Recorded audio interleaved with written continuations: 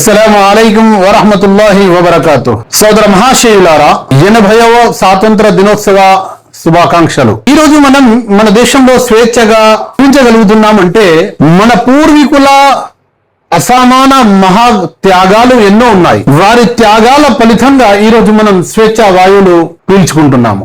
ఎందుకంటే ఈ దేశంలోని ప్రజలు 1947 కంటే ముందు దాదాపు 200 సంవత్సరాలు ఆంగ్లేయుల కబంధ హస్తాల్లో చిక్కుకొని బానిసత్వంతో విలవిలలాడుతుంది. అలాంటి తరుణంలో ఈ దేశ మూలవాసులైనటువంటి ప్రజలు మరియు ఈ దేశంలో పరిపాలన చేసేటువంటి ముస్లిం చక్రవర్తులు వారంతా కూడా సమష్టిగా ఆంగ్లేయుల యొక్క కుట్రలను పసిగట్టి, ఏంటి వారి కుట్ర?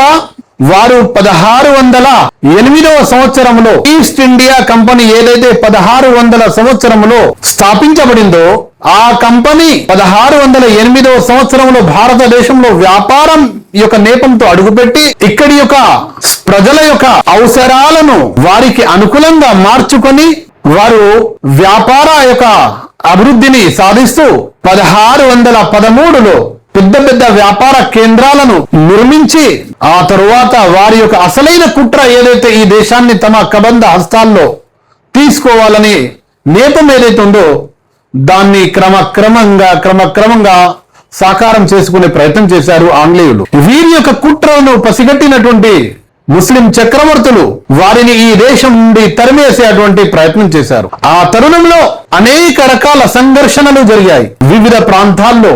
ముఖ్యంగా ఉత్తర భారతదేశాన్ని 1680 సంవత్సరం వరకు ఉత్తర భారతదేశంలోని ప్రధాన నగరాల్లో ఆంగ్లేయులు తమ వ్యాపార కేంద్రాలను ఏర్పాటు చేసుకున్నారు. ఆ తరువాత వారి యొక్క అసలైన కుట్ర ఏదైతే ఇక్కడి దేశం ప్రజలను తమ బానిసత్వంలో తీసుకోవాలని ఆ కుట్రలకు తెరలేపారు.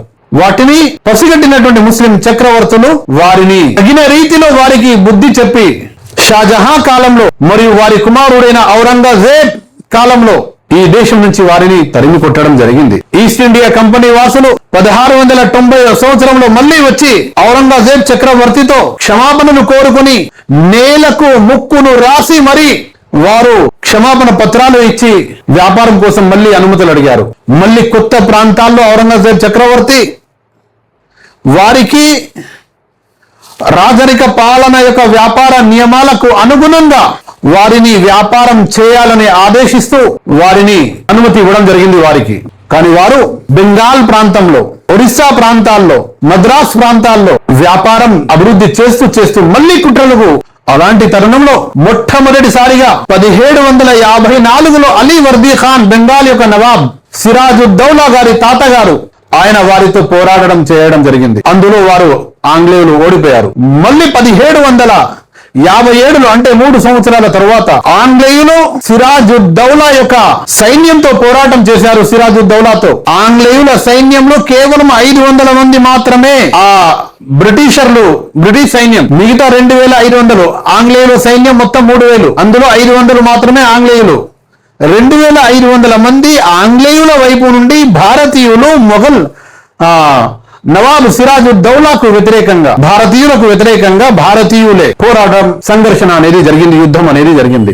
మీర్ జాఫర్ అనేటువంటి ఒక వంచకుని యొక్క కుట్రలు కారణంగా మరియు అమ్ముడు పోయినటువంటి కొంతమంది భారతీయ సైన్యం యొక్క దుశ్చర్యల ఫలితంగా 1757లో నవాబ్ సిరాజుద్దౌలా ఆంగ్లేయులతో పోరాడుతూ ఆశలు బాశారు, వీరమరణం పొందారు. ఆ తర్వాత బెంగాల్ ప్రాంతాన్ని, ఒరిస్సా ప్రాంతాన్ని క్రమంగా ఆంగ్లేయులు ఆక్రమించుకొని ఆ తర్వాత ఉత్తర భారతాన్ని మొత్తం తమ కబంధ హస్తాల్లో తీసుకున్నారు. అలా ఆంగ్లేయుల కబంధ హస్తాల్లో విలవిలలాడుతున్నటువంటి ఉత్తర భారతం, అక్కడి యొక్క కుట్రలను పసిగట్టినటువంటి దక్కన్ ప్రాంతానికి చెందిన, మైసూర్ ప్రాంతానికి చెందిన హైదర్ అలీ నవాబ్ టీపు సుల్తాన్ తాతగారు ఆంగ్లేయులను ఈ ప్రాంతంలో అడుగు పెట్టకుండా అనేక రకాల ప్రయత్నాలు చేశారు. కానీ ఈ ప్రాంతంలో అప్పటికే వేరే ప్రాంతాల నుండి, పోలాండ్ మరియు ఇతర యూరప్ దేశాల నుండి వచ్చినటువంటి ఆంగ్లేయులు వారు ఇక్కడ కూడా కుట్రలు ప్రారంభించి మైసూర్ యొక్క నవాబ్ హైదర్ అలీ మరియు అతని కుమారుడు ఫతే అలీ టీపు సుల్తాన్ గారితో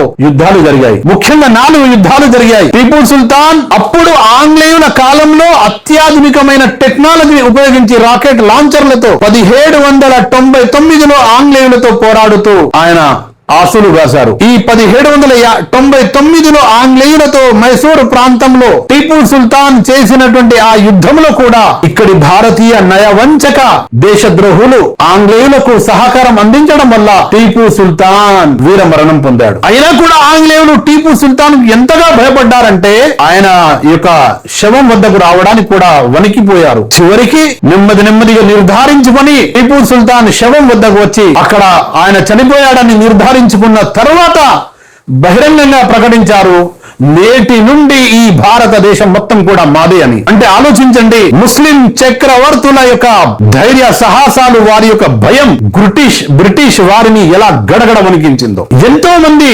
పండితులు మరియు వివిధ వర్గాల ప్రజలు అందరూ కూడా వ్యాపార వర్గం నుంచి కానీ, రైతుల వర్గం నుంచి కానీ, విద్యార్థి వర్గం నుంచి కానీ, మహిళల వైపు నుండి కానీ, పసి పిల్లల వైపు నుండి కానీ, ఎవరైతే ఆంగ్లేయులు మా దేశానికి వచ్చి వ్యాపారం నేపంతో వచ్చి మమ్మల్ని బానిసత్వంలో నెట్టేసి మాపై అధికారం చలాయిస్తున్నారు అన్న విషయాన్ని గ్రహించారో వారంతా కూడా, ఈ భారతీయ ముద్దు బిడ్డలందరూ కూడా ఆంగ్లేయులకు వ్యతిరేకంగా రకరకాల ప్రజా పోరాటాలు చేశారు. ఆ ప్రజా పోరాటాల ఫలితంగానే అనేక ఉద్యమాలు జరిగాయి వివిధ ప్రాంతాల్లో. ఇవన్నీ కూడా 1857 వరకే ప్రతి ఉద్యమంలో, ప్రతి ప్రాంతంలో, ప్రతి నవాబుల పాలనలో వివిధ ప్రాంతాల్లో వివిధ నవాబులు ఉన్నారు.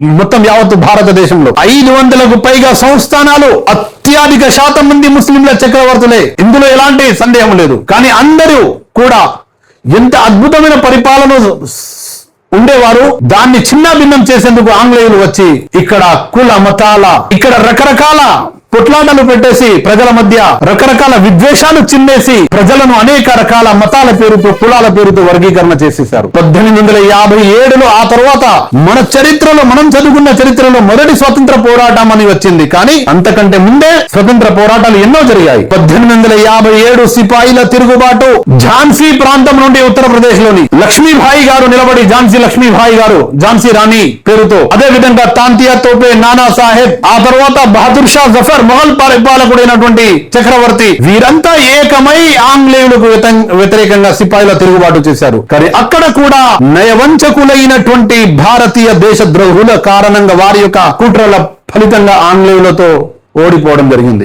ఇక ఆ తర్వాత క్రమంగా మొత్తం దేశం వాళ్ళ కబంధ హస్తాల్లో చిక్కుకుంది. ఇక్కడ గమనించాల్సిన ముఖ్యమైన విషయం ఏమిటంటే 1757లో నవాబ్ సిరాజుద్దౌలా మొదటిసారిగా చేసిన ఆ యుద్ధం బ్రిటిష్ వారితో, అప్పటి నుంచి మొదలుకుంటే 1857 వరకు 100 సంవత్సరాలు ఏవైతే రకరకాల చారిత్రాత్మక పోరాటాలు జరిగాయో బ్రిటిష్ వారికి వ్యతిరేకంగా, ప్రతి పోరాటములో కూడా వందల సంఖ్యలో, వేల సంఖ్యలో ముస్లింలు ప్రాణాలు అర్పించారు. మీరు చరిత్రకారుల యొక్క ఆ చారిత్రాత్మక ప్రధాన పుస్తకాలను గనుక పరిశీలించి చదివినట్లయితే వాస్తవాలు బయటికి వస్తాయి. కానీ దురదృష్టం ఏంటంటే నేడు మనపై ఉన్నటువంటి ఈ విద్యా వ్యవస్థ కారణంగా, మనపై తిష్ట వేసినటువంటి పాలకుల యొక్క కుట్రల కారణంగా మన దేశం కోసం పోరాడిన అసలైన స్వతంత్ర వీరుల యొక్క చరిత్రలు కనుమరుగవుతున్నాయి. మరియు నేడు ప్రజల మధ్య రకరకాల వర్గాల పేరుతో ప్రజలను విభజించేసి, ఆంగ్లేయుల కుట్రలు ఏవైతే ఉండేనో విభజించి పాలించడం, దాన్ని ఆసరగా తీసుకున్నటువంటి నేటి మన కొంతమంది దుష్ట పాలకులు కొందరు, వారు మనల్ని అనేక రకాల వర్గాలుగా విభజించేశారు. కానీ ఈ దేశంలో బ్రిటిష్ వారి యొక్క దుష్ట పాలన విముక్తి కోసం ఈ దేశంలోని ప్రజలందరూ కూడా కుల మతాలకు అతీతంగా కలిసి పోరాటం చేశారు. ముఖ్యంగా 1857 నుంచి 1947 వరకు 90 సంవత్సరాల్లో అందరూ కలిసి పోరాటం చేశారు. అంతకంటే ముందు 100 సంవత్సరాల్లో ముస్లింల యొక్క పోరాటం అనేది చరిత్రలో నేడు కనుమరుగు చేశారు. మీరు ఈ వాస్తవమైన చరిత్రలను స్వయంగా ఆంగ్లేయుల రచయితలు, ఆంగ్లేయుల యొక్క పత్రిక కథనాల ఆధారంగా గౌరవనీయులు సయ్యద్ నసీర్ అహ్మద్ గారు ఏదైతే పుస్తకాలు 20కి పైగా భారత స్వతంత్ర ఉద్యమంలో ముస్లింల యొక్క పాత్రల పేరుతో రకరకాల పుస్తకాలు రాశారు. మీరు ఆ పుస్తకాలను కనుక చదివినట్లయితే 1857కు పూర్వం ముస్లింలు చేసిన అసామాన త్యాగాలు, వారికి బ్రిటిష్ వారితో పోరాటం కారణంగా వారికి లభించినటువంటి, వారిపై జరిగినటువంటి దౌర్జన్యాలు, హింస యొక్క పూర్తి యొక్క చరిత్రలు తెలుసుకోవాలంటే సయ్యద్ నసీర్ అహ్మద్ గారి యొక్క చారిత్రాత్మక ఆధారపూరితమైనటువంటి ఆ పుస్తకాలు పుస్తకాలు చదవండి. సోదర మహాశయులారా, ఈ దేశంలో మన పూర్వీకులు ఎలాగైతే కలిసిమెలిసి ఉన్నారో, స్వతంత్ర ఫలాలను సాధించడం కోసం కలిసి ఎలా కృషి చేశారో, నేడు కూడా మనం అజ్ఞాన అంధకారం మరియు ప్రజలను విభజించి పాలించే పాలకుల యొక్క దుష్ట పాలన నుండి కలిసిమెలిసి సమిష్టిగా అందరం ఐక్యమత్యంగా ఉండి ఒక నవ భారత నిర్మాణాన్ని మనం ఏర్పాటు చేసుకోవాలి. కలిసిమెలిసి ఉండి దుష్ట పాలకుల యొక్క దుర్మార్గపూరిత ఆలోచన విధానాలకు దూరంగా ఉంటూ ఒక సువిశాలమైన మరియు శాంతియుతమైనటువంటి భారతదేశ నిర్మాణం కోసం మనం ప్రయత్నం చేయాలి. నిజమైన భారతీయుడు ఈ దేశాన్ని, ఈ దేశంలోని ప్రజలందరినీ కుల మతాలకు అతీతంగా ప్రేమిస్తాడు,